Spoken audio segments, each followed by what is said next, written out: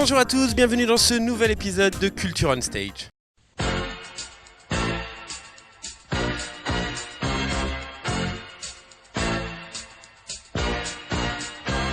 Aujourd'hui, nous allons nous intéresser à l'univers le plus impitoyable de la télévision américaine, mais adapté tout spécialement pour le théâtre. Directement inspiré du feuilleton télévisé, cette création s'appelle Notre Dallas. Une création particulière que le Théâtre National de Nice a choisi de programmer cette saison. Pour savoir pourquoi, demandons l'avis du directeur Daniel Benoît. Nous avons programmé le spectacle de Charles-Éric Petit, Notre Dallas, avec plusieurs idées même, je dirais, qui m'intéressent particulièrement et qui sont les idées que l'on peut avoir aujourd'hui sur un phénomène populaire, disons. Première chose, c'est prendre quelque chose qui a marqué une génération, qui est le feuilleton Dallas, un de ces premiers grands feuilletons tels qu'on en connaît beaucoup aujourd'hui, enfin, comme on connaît beaucoup des séries aujourd'hui. Donc Dallas, par un médium qui était la télévision, transformé, critiqué, analysé par tout à fait un autre médium qui est le théâtre. Le théâtre et la musique en l'occurrence, puisque les acteurs du spectacle sont aussi des chanteurs et que le fait de mettre tout ça en perspective à travers la musique, bien évidemment, était une excellente idée. Donc, comment, dans le fond, aujourd'hui, le théâtre peut parler de grands mythes de la télévision, de grands mythes de la société, tout simplement, dans laquelle on est, et comment on peut avoir un regard critique sur ce travail, et comment on peut aujourd'hui, effectivement, le montrer à travers un médium extrêmement archaïque qui est le théâtre. Et puis, cela raconte aussi, bien évidemment, d'une autre manière, comment cela nous a marqué, tout simplement. C'est-à-dire que Dallas, pour ceux qui ont connu ça, bien évidemment, a été un feuilleton que, personnellement, je ne supportais pas du tout, mais qu'une grande partie de la population aimait parce que, tout d'un coup, on les tenait par une histoire qui n'était pas la leur, loin de là, mais qui était une histoire qui, dans le fond, les faisait rêver, ou les faisait du moins imaginer une autre manière de vivre. Donc voilà, c'est un peu tout ça qu'on voulait dire, et c'est un peu tout ça, bien évidemment, qu'ils ont fait dans Notre Dallas. Je pense par contre que ce spectacle n'aurait absolument pas dû être présenté dans la grande salle, car bien évidemment, il était un peu perdu dans la grande salle, sur le grand plateau plus exactement, et je pense qu'il aurait trouvé un accueil encore meilleur s'il avait été présenté dans la petite salle. Pour en savoir plus sur cette création, nous avons été directement demandés au metteur en scène, Charles-Éric Petit.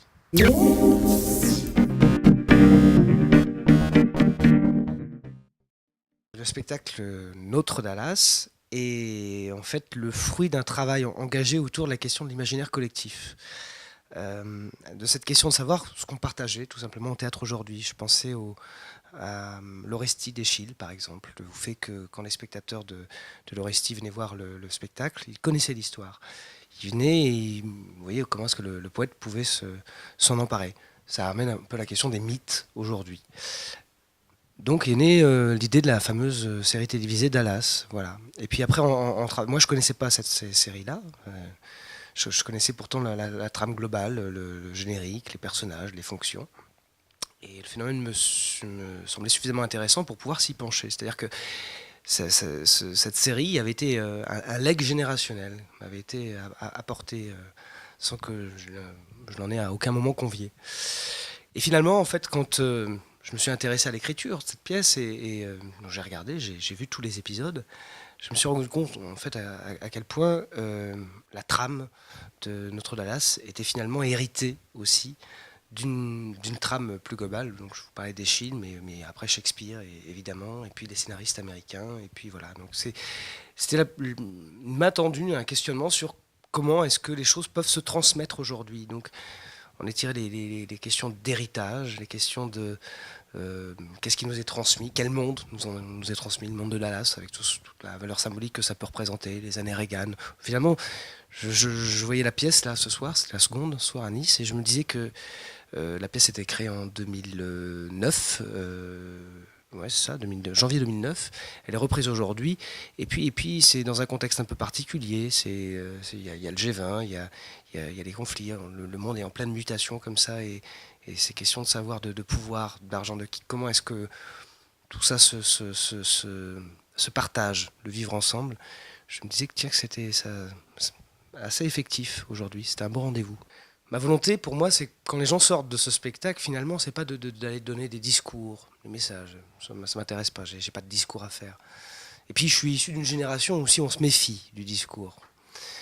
Mais de poser des questions. Et idéalement, par exemple, si un spectateur sort de proposer comme ça quelque chose de légèrement déformé, qui déforme la vie, une sorte de miroir un peu déformant de la vie, et qui comme ça interroge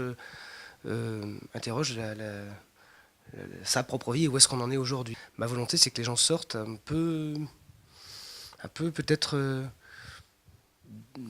si ce n'est dérangé, mais sans savoir forcément quoi dire ou quoi penser. Voilà.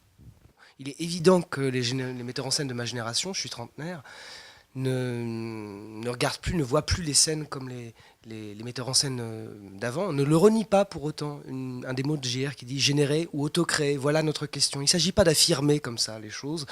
Je fais partie personnellement des gens qui pensent que s'il n'y a pas de passé, il n'y a pas d'avenir. Donc construire, faire du nouveau au regard de l'ancien.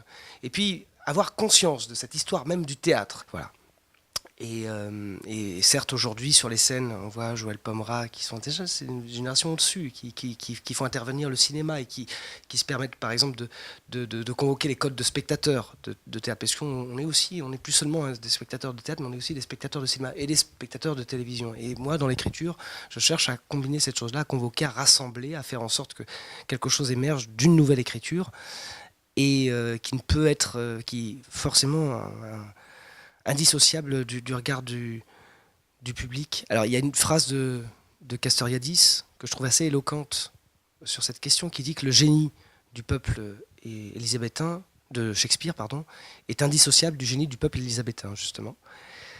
Et c'est une phrase qui me parle beaucoup, et je voudrais répondre par ça aussi sur Nice, c'est proposer cette phrase-là. C'est-à-dire qu'on a besoin du regard actif et créateur d'un public, et du public de Nice et d'un public de CDN qui peut être éventuellement aussi habitué. C'est pas ce message-là, mais en tout cas, c'est cette proposition que j'aimerais faire.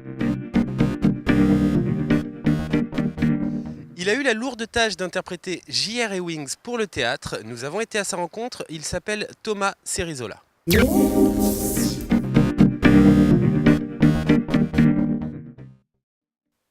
Thomas Cerizola, bonjour. Merci de nous recevoir ici au Théâtre National de Nice. Donc tu es à l'affiche de la pièce Notre Dallas en ce moment, tu es l'un des comédiens. Alors raconte-nous, comment as-tu rejoint le casting de cette pièce ? Eh bien, alors, figure-toi que le régisseur lumière, le créateur lumière du spectacle, qui s'appelle Yann Lorick, avait travaillé avec moi à la Maison des Métallos à Paris. Donc, m'a présenté Charles Éric, suite à l'abandon du rôle par un acteur qui faisait JR avant, qui s'appelait Olivier Maltinti, je crois. Donc il cherchait un acteur qui puisse jouer, chanter la comédie, jouer de la guitare, etc. Et nous nous sommes rencontrés, et voilà. Et maintenant je suis là. Ça fait combien de temps que tu joues dans cette pièce ? Moi, ça fait à peu près, c'est ma 7e, je crois, de représentation de Dallas, puisque donc la compagnie de Charles Éric a un peu du mal à trouver des dates, hein, comme tout le monde, dans les programmations de théâtre. Là, c'est la première fois qu'ils jouent dans un CDN. Donc c'est une espèce de petit événement pour la compagnie. Et donc je crois que cette aventure dure pour eux, en tout cas depuis 5-6 ans. Et pour moi, depuis 1 an et demi à peu près, 2 ans. Alors tu incarnes J.R. Ewings, l'un des personnages mythiques de la télévision sur scène. Alors le pari est risqué. Aujourd'hui, qu'est-ce que tu en penses avec le recul ? En fait, le propos du spectacle de Charles Éric, c'est de prendre les figures de cette série, et puis comme des figures un peu mythologiques contemporaines, si tu veux. Donc, bon, évidemment, tout le monde pense à Larry Hagman, au gars qu'est-ce qui doublait Larry Hagman ? Je crois que c'est Roux, non ? Philippe Roux, un truc comme ça. Bon, évidemment, moi, je suis dans autre chose complètement. Je suis plus dans l'interprétation d'une figure que d'un personnage. Enfin, il ne faut pas du tout que les gens s'attendent à voir un copier-coller Larry Hagman, quoi. C'est pas du tout le propos. Alors, c'est drôle parce qu'en ce moment, il y a le contre G20 à Nice, hein. Et donc Notre Dallas, ça parle de la famille, du pouvoir, des notions d'héritage, d'édification individuelle, l'argent. Donc des thèmes qui sont brûlants, évidemment, toujours, mais encore plus aujourd'hui, je pense. Bon, après, cette famille de pétroliers du Texas, aussi, ça peut nous rappeler les dirigeants américains d'il n'y a pas si longtemps qui ont quand même foutu la merde dans le monde entier, il faut bien le dire. Donc voilà, ça parle de tout ça, de cette réalité-là, et puis aussi profondément aussi, je pense, des questions plutôt liées au théâtre de Shakespeare, la famille, voilà, Hamlet, le fils. C'est plus, à mon avis, du côté de Shakespeare qu'il faut aller chercher que dans une, comment dirais-je, une espèce d'anecdote par rapport à la série télé, quoi. Alors la série télé, on va en parler quand même rapidement. Est-ce que toi, tu as suivi Dallas? Quel est ton rapport avec cette série? Moi, je suis le doyen de la compagnie. Je pense le rat, un des rares de la troupe à avoir vu Dallas à la télévision quand ça passait. Alors pour moi, Dallas, c'est surtout lié à... J'étais à peu près adolescent. Donc pour moi, c'est vraiment lié à une espèce d'éveil érotique aussi, complètement. Parce que je tripais à mort sur Sue Ellen et Pamela Ewing. Et donc, qui avait dans la série une charge érotique assez puissante. Et donc, en fait, pour moi, c'est surtout lié à un souvenir de fantasme. Des sentiments partagés à la suite de cette pièce. Vous nous avez donné votre avis. Regardez.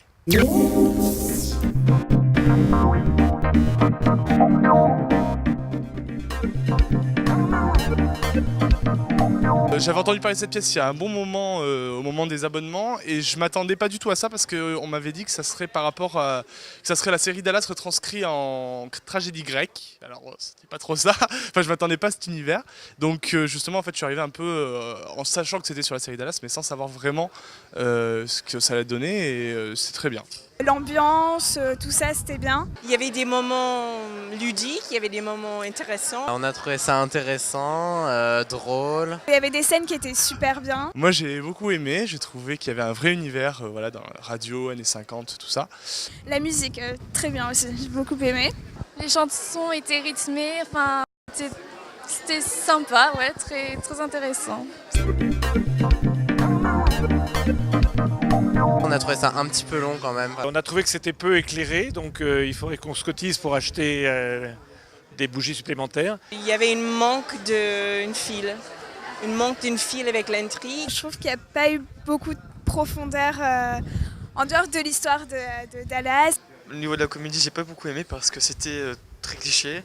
C'est trop facile pour moi de rigoler sur le sexe, on voit partout à la télé. Donc, J'ai pas tout à fait compris.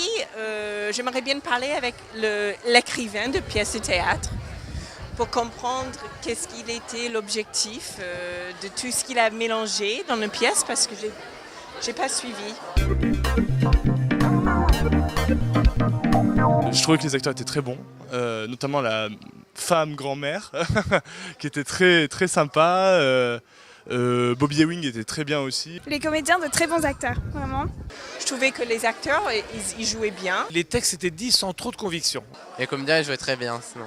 Le changement de personnage aussi, c'était super. Il y avait quand même des acteurs qui étaient assez bons. J'ai trouvé qu'il y avait un vrai univers dans cette pièce et j'ai beaucoup aimé. Très bonne soirée.